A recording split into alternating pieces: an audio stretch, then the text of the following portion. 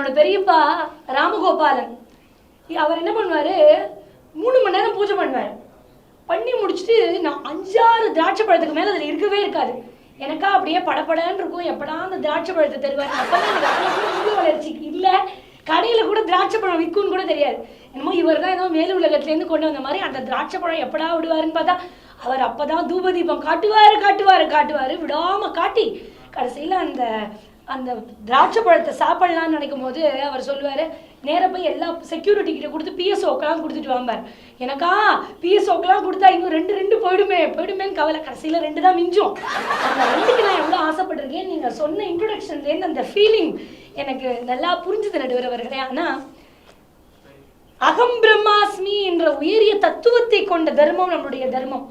கோவிலுக்கு போகக்கூடிய பெரும்பாலான பக்தர்கள் பிரசாதத்துக்கு போறாங்களா பிரார்த்தனைக்கு போறாங்களான்னு கேட்குறோம். இதையும் தாண்டி வீட்டுக்குள்ளேயே கோயிலா பார்க்குறோம்.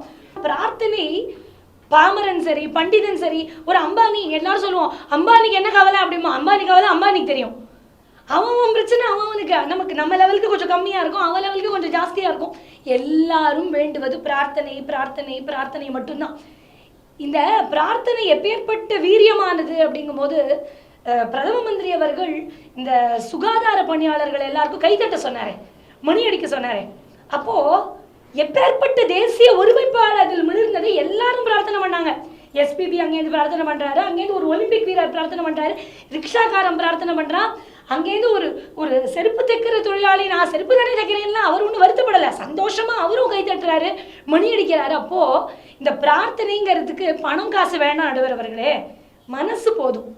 நான் வாழ்த்துறேன்ப்பா உனக்கு, நான் வேண்டிக்கிறேன்ப்பா அப்படின்னு சொல்லும்போது நீங்கள் சோஷியல் மீடியாவில் இன்னைக்கு கோவிட்னால வளர்ந்த துறை சோஷியல் மீடியா எப்பவுமே இருந்தாலும் இந்த சோஷியல் மீடியா அந்த கோவிட் சமயத்தில் பயங்கரமாக ஒரு பூம் எடுத்தது.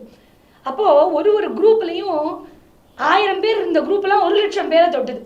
ஃபேஸ்புக் எல்லாத்துலேயும் அப்படி தொடும்போது எல்லாரும் போடுறது, என்னுடைய கணவருக்கு கோவிட் நீங்க எல்லாரும் சேர்ந்து பிரார்த்தனை பண்ணுங்க, என் மனைவிக்கு கோவிட் நீங்க எல்லாரும் சேர்ந்து பிரார்த்தனை பண்ணுங்க, என் சகோதரன் மூச்சு விடாம திண்டாடுறான் நீங்க எல்லாரும் பிரார்த்தனை பண்ணுங்க. ஆனா வழக்கமா நீங்க ஒண்ணு போட்டீங்கன்னா 10 லைக்கோ 20 ஷேரோ கூட வராத அந்த நேரத்துல அந்த ஆடியன்ஸ் எங்கேருந்தோ, ஒருத்தன் அமைஞ்சிக்கரையில இருக்கான், ஒருத்தன் அண்டார்டிகால இருக்கான், எங்கெங்கேயோ இருக்கிறவர்கள் கூட. பொதுவாகவே நம்ம நாட்டிலமா ஷேரை தான் எல்லாரும் ஷேர் பண்ண சொல்லுவாங்க, ஆனால் பிரார்த்தனையை ஷேர் பண்ண சொல்லக்கூடிய நாடு இந்தியாங்கிறத அற்புதமாக எடுத்து சொல்லியிருக்கோங்க.